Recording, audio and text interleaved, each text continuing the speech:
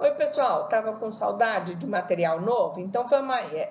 Agora eu vou falar, essa gravação é curta, vou falar pouco com vocês, é mais tirando dúvida de alguns alunos que enviaram, que eu não sei se quando eu postei a resposta, esta resposta ficou visível, ok? Então vamos lá. A primeira pessoa que me mandou uma pergunta foi a Daniela Moraes. A Dani tem razão no que ela colocou para mim. Ela observou que na aula que eu falei sobre polímeros em cultura celular e em laboratório, em um determinado momento, quase no final da aula, ela me alertou que talvez eu tenha me confundido ou ela ficou confusa com o que eu disse. Eu assisti a aula, Dani, e você tem absolutamente razão. Eu fiz uma afirmação equivocada. Eu não sei se eu não estava bem da gripe, eu estava com quadro febril, né? E agora eu já estou bem melhor. Então vamos lá. Você tem razão na sua observação e houve um equívoco naquela aula mesmo. Eu vou então reforçar para todos vocês o que é certo sobre os polímeros. E ela ainda traz uma dúvida sobre linhagem celular. Com relação aos plásticos em cultura celular, eu afirmei naquela aula anterior que existem 3 plásticos bastante utilizados em cultura celular: o polipropileno, o poliestireno e o vinil flexível. De longe, polipropileno e poliestireno são os campeões de uso em cultura celular e eu diria em laboratório de um modo geral, né? O que são esses plásticos? Eles são polímeros. Os polímeros são moléculas extremamente grandes que têm uma mesma unidade estrutural repetidamente. Essas unidades são chamados monômeros. O polipropileno e o poliestireno são semelhantes em muitas aplicações, mas existem grandes diferenças que são ligadas à condição de fabricação desses dois polímeros, tá? Vamos falar então de forma mais incisiva, para corrigir o equívoco que eu causei na aula anterior, então, sobre o polipropileno, que também é conhecido com a sigla PP. O polipropileno é um polímero chamado termoplástico. Ele é usado para fabricar muito material de laboratório, mas também é usado para copo, para garrafa, para frasco, para recipientes para amostra, para tubos de congelamento, tubos de ensaio. Ele é excepcionalmente resistente ao calor e a baixas temperaturas. Então, ele é muito resistente. Ele é inquebrável, ele é flexível e ele é resistente a muitos químicos, ácidos, bases e solventes. Ele também possui um ponto de fusão muito alto, só acima de 130 graus, tá? E muitos produtos de polipropileno são autoclaváveis, porque eles são muito resistentes ao calor. Então, eu compro tubo de polipropileno e posso eu mesmo autoclavar? Sim, eu posso comprar um tubo de polipropileno já esterilizado por radiação gama, por óxido de etileno, e ele tem um custo ligeiramente maior do que os tubos de polipropileno que vêm para que eu faça a esterilização. Então, esse é o primeiro ponto. O segundo ponto é que, sendo autoclavável, ele me permite a reutilização desse material plástico, quase como na substituição do vidro. Então, isso é muito interessante, porque economicamente ele torna o laboratório mais viável.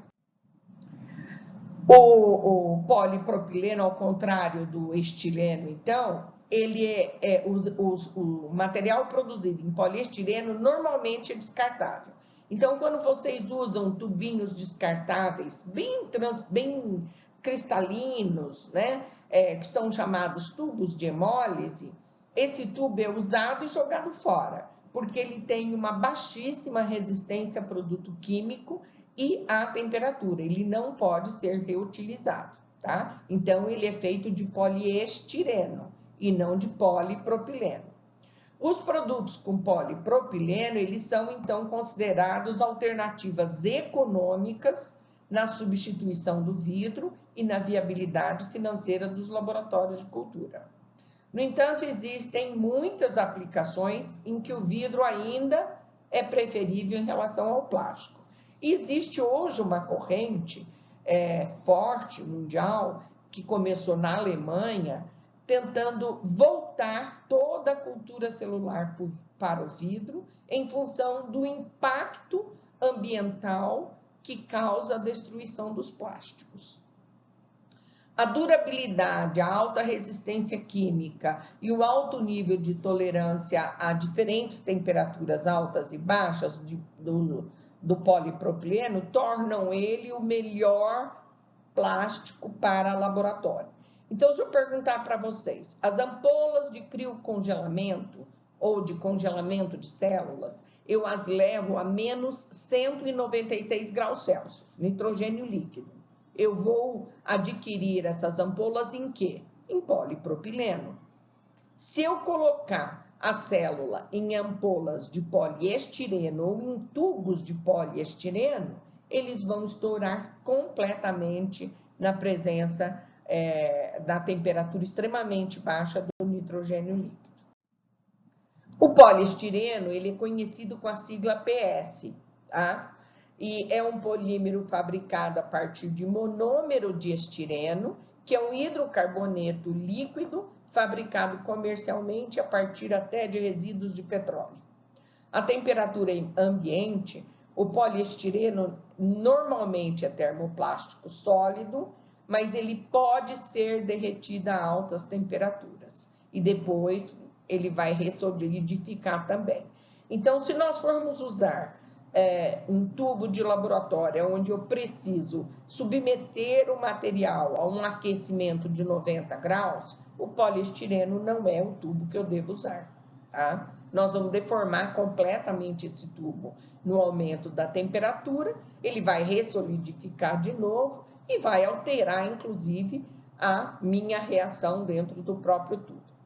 Ele é um material rígido, a expressiva maioria dos brinquedos da nossa criançada e de toda a tranqueiragem que nós temos na cozinha, copo descartável, os potinhos plásticos, o material de embalagem, o material que envolve os computadores, é tudo de poliestireno, tá?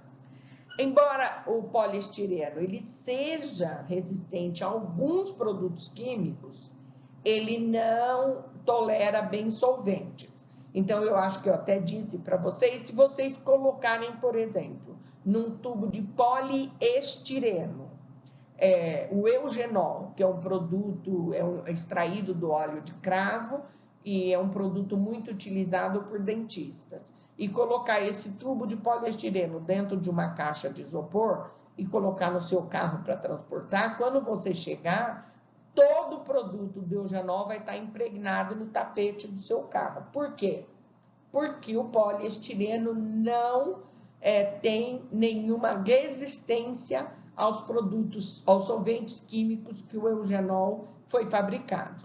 Além disso, ele também não suporta nem alta temperatura, então eu não posso autoclavá-lo, e ele não suporta baixa temperatura inferior a menos 30 graus. Então, eu não posso colocar um material biológico nobre para congelar num tubo de poliestireno no freezer a menos 80. Quando eu for pegar, ele está estourado. Tá? Então, esse é um erro crasso que muitos laboratórios fazem. Eu mesmo já cometi esse erro com o eugenol, como eu disse para vocês, o óleo de cravo, né? E coloquei aqui a experiência porque a gente acaba se equivocando. Então, não esqueçam, o polímero, o plástico adequado para resistência química e temperatura é o polipropileno. Agora, Dani, quanto às linhagens celulares, você me perguntou se eu ia explicar, na aula 7 eu expliquei as linhagens celulares, eu espero que tenha ficado claro, né? A gente obtém as linhagens celulares por biópsia de tumores, tá? Mas nós também podemos criar linhagens celulares por métodos alternativos, que foi bem explicado na aula, mas se ficou alguma dúvida, você me retorna. Esses métodos são eletroporação, a lipofecção, a cocultura com vírus de ação lenta, etc. Tá? Então, essa era a sua dúvida com relação às técnicas de mortalização. A outra coisa que você pergunta, e você tem razão, bom, se elas podem perder características morfológicas e até algumas características de função, por que a gente faz, então? Primeiro, a gente faz linhagem celular para produzir alguma coisa que a gente queira. Por exemplo, na tecnologia de hibridomas, que nós vamos falar logo em seguida, eu produzo uma linhagem celular secretora de uma imunoglobulina, que é um anticorpo. Tá? Então, eu posso fazer uma linhagem celular para ela ser uma biofábrica de uma proteína nobre. Esse é um ponto. Eu também posso fazer ou amplificar uma linhagem celular porque eu quero testar novas drogas.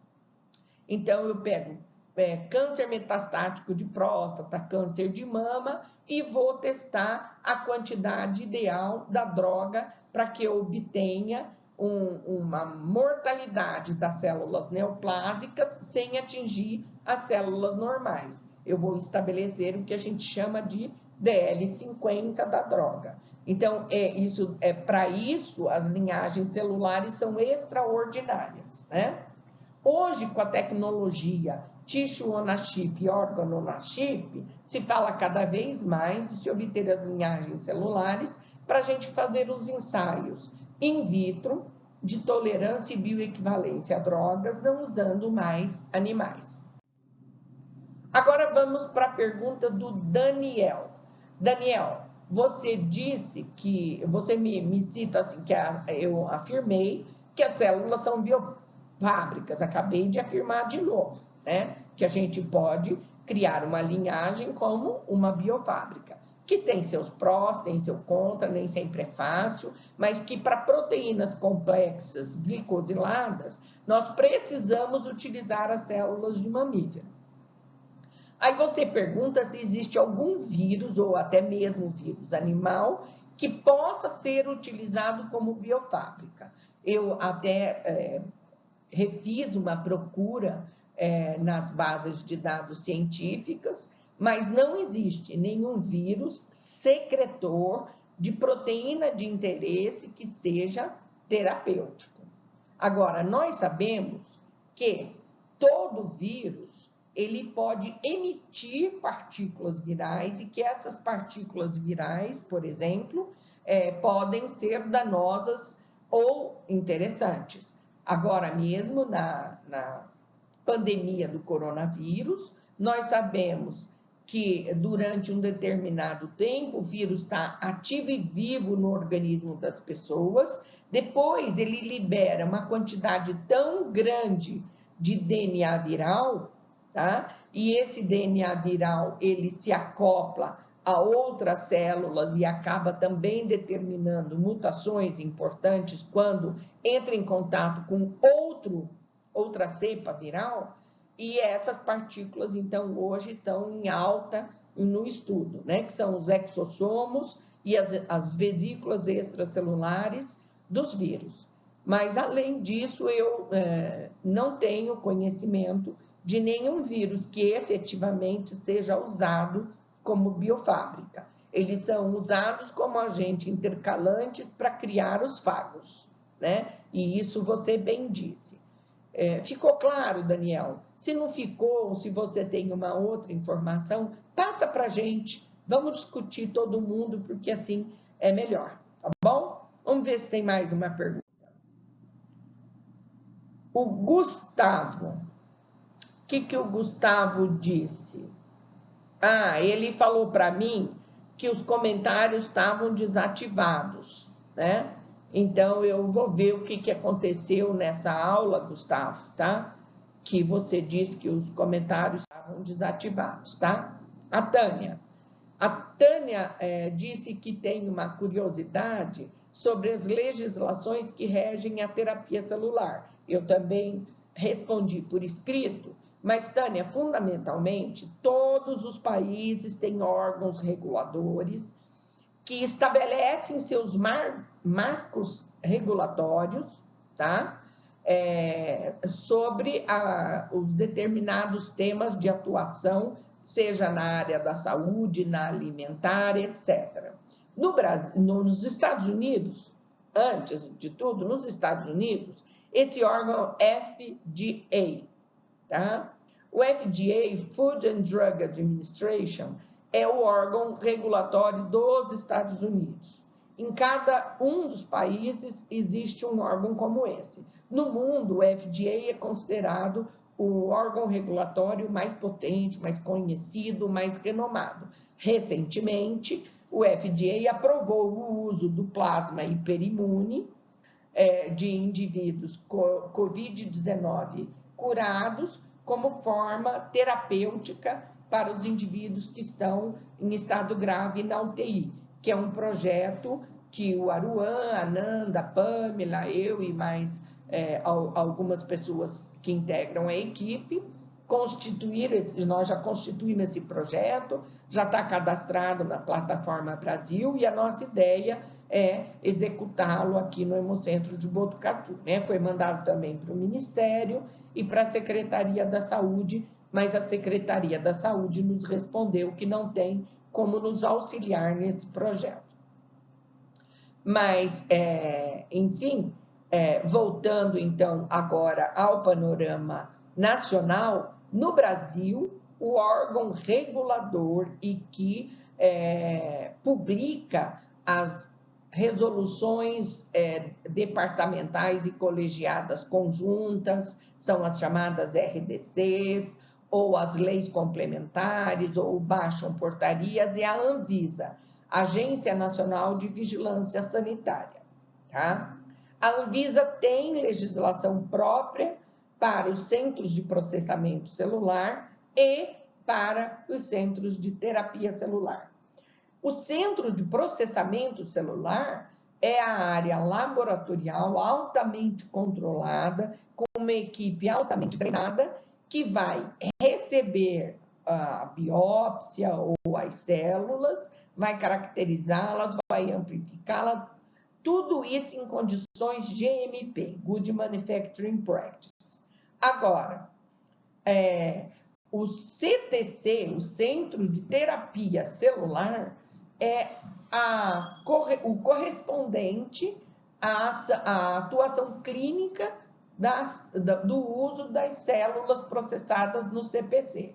Então, as células processadas no CPC, por exemplo, a coleta de stem cell para transplante de medula óssea, ela é transplantada na unidade de transplante de medula óssea dos diferentes hospitais, tá? Então, existe uma diferença entre CPC, Centro de Processamento Celular, e CTC, Centro de Terapia Celular.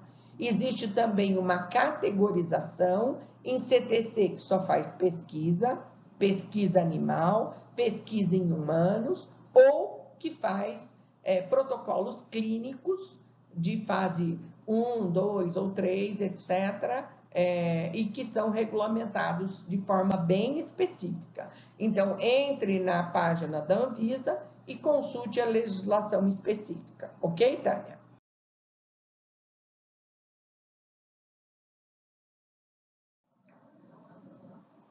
A outra questão colocada foi de não ter conseguido entender bem a diferença entre as esterilizações contínua e descontínua.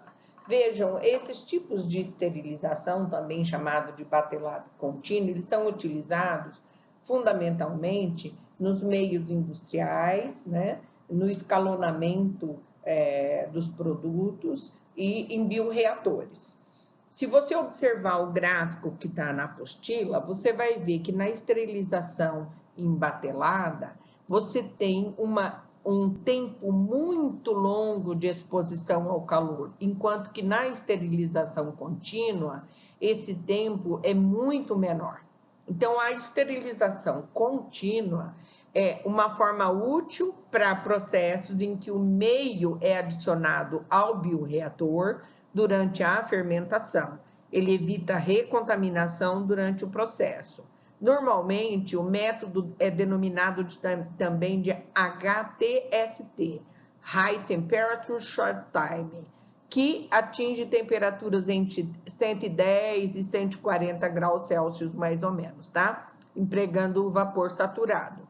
E a esterilização contínua é o método mais utilizado também, porque ele evita a desnaturação de vitaminas, proteínas e fatores de crescimento. Essa é uma desvantagem da esterilização por batelada ou descontínua, né? Aonde, além de o processo ser longo, necessitar algumas horas para a esterilização completa do bioreator, se houver a adição do meio de cultura, esse meio de cultura terá seus aditivos, seus fatores de crescimento e seus hormônios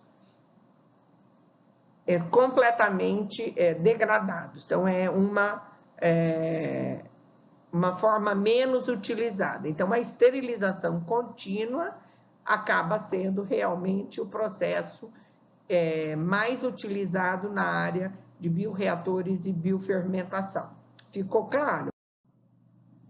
A outra pergunta era por que a umidade é tão importante no processo de esterilização por calor úmido. Ficou com dúvida na figura 4. A figura 4 é essa aqui da apostila, onde a gente apresenta as características da temperatura, da umidade, da pressão atmosférica e do tempo. Observe lá no item correspondente ao tempo, que está especificado que o tempo é necessário para que o vapor tenha a oportunidade de penetrar e aquecer os materiais a serem esterilizados. Tá? Então, quando eu vou esterilizar, meio de cultura. Se eu esterilizar seco, eu vou alterar a concentração do meio de cultura, porque eu vou ter uma evaporação do meio de cultura, no calor seco. Já no calor úmido, eu não vou ter essa interferência, eu não vou ter a evaporação, tá? Mas eu necessito de um tempo para que o vapor consiga atingir de forma homogênea todo o frasco de meio de cultura. Eu acho que com isso ficou claro, né? Agora que eu vi que vocês estão sem a minha imagenzinha aí, vou voltar de novo, né? E aí a outra pergunta é qual seria a problemática de utilizar raio gama para esterilização? Eu andei lendo e encontrei muitas vantagens. Muito bem, continue lendo, se encontrou vantagens reais. Só tem uma desvantagem, o raio gama. A desvantagem da radiação gama é o custo. As empresas cobram fortunas para esterilizar por raio gama. Então, nós mesmo no laboratório temos um contrato com uma esterilização por óxido de etileno, que não é a melhor, mas que é financeiramente factível para o laboratório. Mas sem sombra de dúvidas que a radiação gama é muito superior, porém é muito cara. E por que não se pode usar a celulose com plasma de peróxido de hidrogênio? Porque a esterilização com peróxido de hidrogênio na forma de plasma, ela utiliza pressões extremamente baixas e prolongadas que atuam no poro da celulose, mudando completamente o que se chama gramatura ou porosidade, e aí o material vai ser esterilizado e depois, porque a celulose foi alterada pelo processo de esterilização, que não reverteu, essa alteração não é revertida, o que acontece é que os micro-organismos passam do ambiente para o conteúdo que foi esterilizado. Então, não se pode usar embalagens de grau cirúrgico contendo celulose, tá? Em peróxido de hidrogênio.